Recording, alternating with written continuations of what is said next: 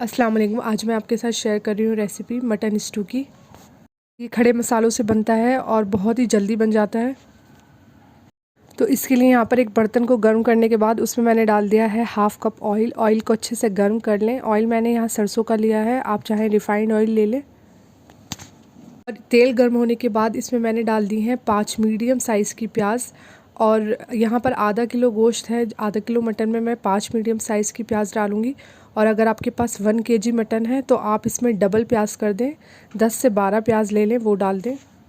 प्याज को 2 से 3 बार चलाने के बाद यहाँ पर लहसुन अदरक भी डाल देंगे। और लहसुन को यहाँ पर मैंने एक पूरा लहसुन ले लिया है जिसको छोटा बारीक बारीक काट लिया है। अदरक का भी एक टुकड़ा ले लिया है, उसको भी मैंने बारीक बारीक काट लिया है। और यहाँ पर 2 हरी मिर्च ली हैं और 2 लाल साबुत सूखी मिर्च ली हैं, उसको भी काट लिया है। इन सारे मसालों को साथ में डालकर ही फ्राई कर लेंगे। और यहाँ पर कुछ खड़े मसाले ले लिए हैं मैंने। खड़े मसाले में हाफ़ टेबल स्पून ज़ीरा लिया है, 4 से 5 लौंग, 10 से 12 काली मिर्च, एक बड़ी इलायची, काली इलायची और एक छोटी हरी इलायची, 2 छोटे टुकड़े दालचीनी के और 2 ही यहाँ पर तेज़पात लिए हैं, बे लीव्स।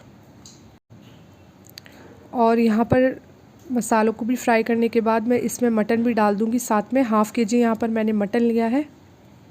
और अगर आप कीमे का बनाना चाहें स्टू तो वो भी इसी तरीके से बनेगा, उसकी रेसिपी भी मेरे चैनल पर है, वो आप देख सकते हैं। गोश्त को डालने के बाद भी साथ में फ्राई कर लें। हाफ़ टेबल स्पून इसमें मैं डाल दूँगी नमक। नमक आप अपने टेस्ट के हिसाब से डालें। 1/3 टेबल स्पून इसमें मैं लाल मिर्च पाउडर डाल रही हूँ। लाल मिर्च पाउडर सिर्फ कलर के लिए डाल रही हूँ यहाँ पर, आप चाहें तो इसे स्किप कर सकते हैं। मसालों को 1 से 2 बार चलाने के बाद यहाँ पर मैं डाल दूँगी स्मॉल साइज़ का एक टमाटर बारीक कट करके। यहाँ पर थोड़ी सी खटास के लिए मैं टमाटर डालूँगी। अगर आपके पास दही हो तो आप टमाटर की जगह दही डालें, क्योंकि ज़्यादातर स्टू में टमाटर का यूज़ नहीं होता है। जो मैंने कीमे का स्टू डाला था उसमें मैंने टमाटर का यूज़ नहीं किया था। टमाटर डालने के बाद भी थोड़ा सा इसको भून लें। और भूनने के बाद इसमें मैं डाल दूँगी पानी। यहाँ पर 2 गिलास पानी डालकर इसको पकने के लिए रख देंगे, क्योंकि गोश्त को गलने में थोड़ा सा टाइम लगेगा। पानी डालने के बाद इसको कवर करके रख देंगे 20 से 25 मिनट के लिए। अगर आप कुकर में बना रहे हैं तो कुकर में 4 से 5 सीटी आने तक इसको गलने तक पका लें।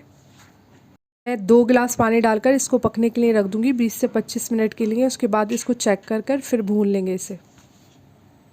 20 से 25 मिनट के बाद इसको खोलकर देख लेंगे। और यहाँ पर गोश्त तो गल चुका है, लेकिन यहाँ इसमें अभी बहुत सारा पानी है जिसको हमें पानी को अभी ड्राई करना है। और जब तक ऑयल इसका ऊपर नहीं आ जाता तब तक इसे भूनना है। हाई फ्लेम पर स्टू को भून लें और नीचे से ध्यान रखना है ये लगे नहीं, थोड़ा थोड़ा पानी डालकर इसको भूनते रहें। 8 से 10 मिनट तक इसको अच्छे से भूनने के बाद इसका ऑयल सारा ऊपर आ चुका है और ये स्टू बहुत अच्छे से भून चुका है। अब यहाँ पर मैं बारीक हरा धनिया काट कर डाल दूँगी। 1 से 2 चम्मच हरा धनिया डाल देना इसमें। हरा धनिया डालने के बाद 1 से 2 मिनट तक इसे और पका लें और इसे सर्व करें पराठे या चपाती के साथ। बहुत ही मज़ेदार लगता है। एकदम सिंपल और इजी रेसिपी है। इस रेसिपी को आप ज़रूर ट्राई कीजिए। और अगर मेरी ये रेसिपी आपको पसंद आए तो मेरे चैनल को सब्सक्राइब कीजिए, वीडियो को लाइक और शेयर ज़रूर करें। अल्लाह हाफ़िज़।